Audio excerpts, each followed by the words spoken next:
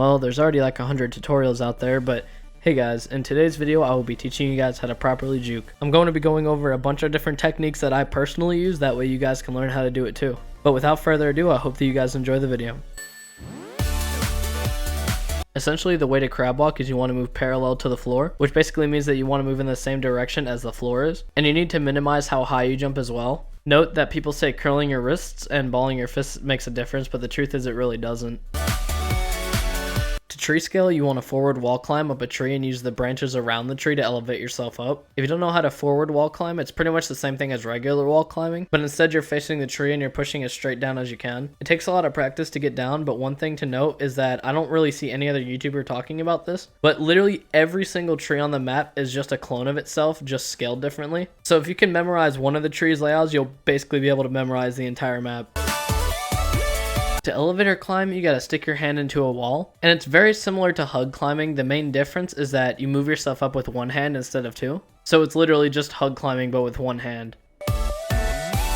Branch swinging takes a bit more skill, but the way you branch swing is you tilt your head 45 degrees, then you want to stick your hand in the air and put it in the dead center of a branch, then you want to turn yourself 180 degrees in real life and push down. Note that if you use your joystick, it'll look like this.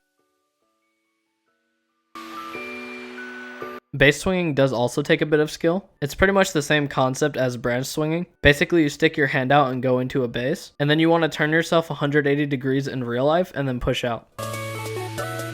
To bridge run, you want to stick your hand out and then tilt your head 45 degrees. The reason for tilting your head is because it shortens your hitbox. Once you tilt your head, you want to stick your arm up and then you want to do mini jumps across the bridge. Then once you make it towards the end of the bridge, you can tilt your head back to normal and then push down.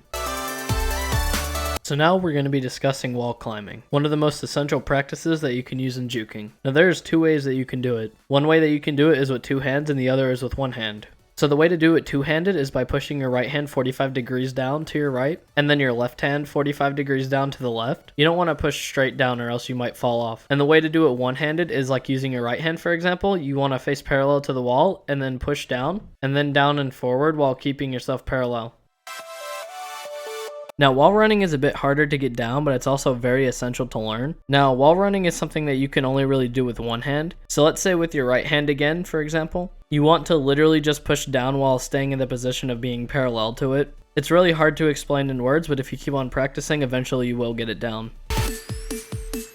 So the final tip that I have is very important for you to learn under pressure. And this can be something as simple as gliding through branches, and it can be as hard as just completely making up random routes on the spot. Just remember that doing tactics that aren't very common, or that can confuse other players, is the right way to do it. And you know, most people I see are very predictable, so just try to get creative with it.